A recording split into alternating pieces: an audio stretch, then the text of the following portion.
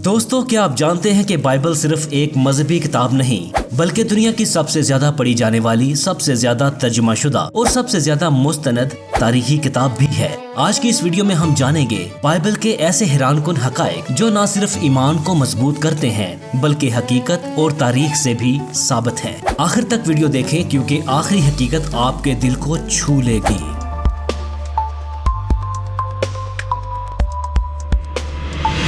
Bible مقدس کو آج تک 3500 سے زیادہ زبانوں میں ترجمہ کیا جا چکا ہے۔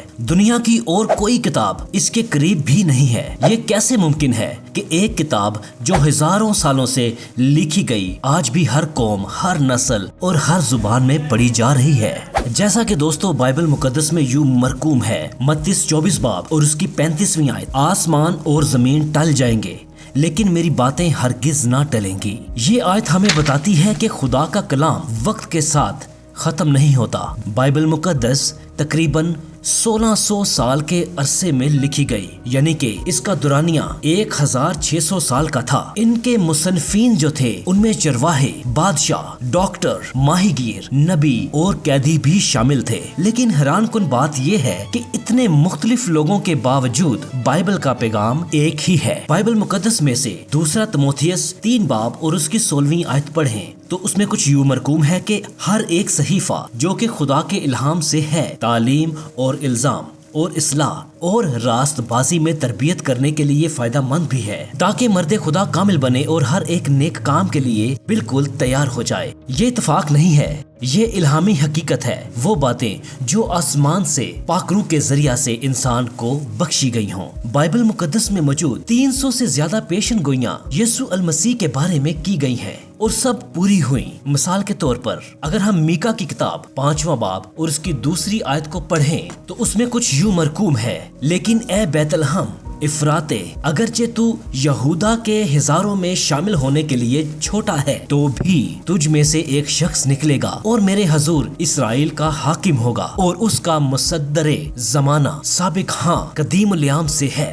یہ پیشن گوئی خداوند یسوع المسیح کی پیدائش سے 700 سال پہلے کی گئی تھی۔ جی ہاں، 700 سال پہلے۔ ایک انسان کے بارے میں اتنی درست پیشن گوئیاں صرف خدا ہی کر سکتا ہے۔ یسوع المسیح کی صلیب پر موت صرف بائبل میں نہیں بلکہ رومن تاریخ میں بھی درج ہے۔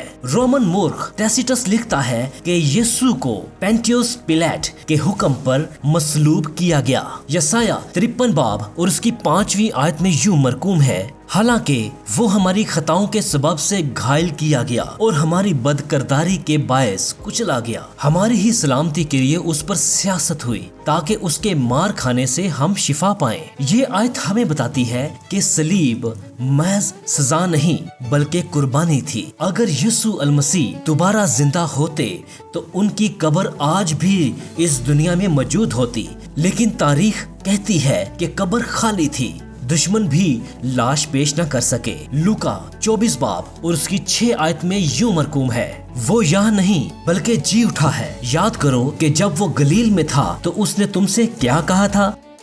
خالی قبر مسیحیت کی بنیاد ہے۔ بائبل کہتی ہے خدا زمین کو خلا پر معلق کرتا ہے۔ ایوب 26 باب اور اس کی 7ویں آیت میں لکھا ہے۔ یہ آیت اس وقت لکھی گئی جب لوگ زمین کو ستونوں پر سمجھتے تھے۔ سائنس نے صدیوں بعد اس حقیقت کو مانا۔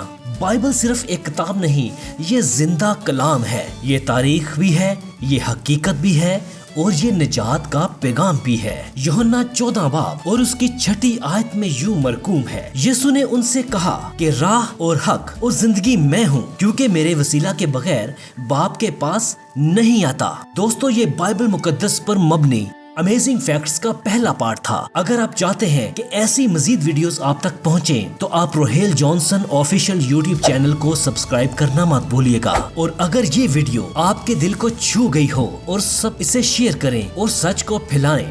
خداوند آپ کو بہت برکت دے، آمین۔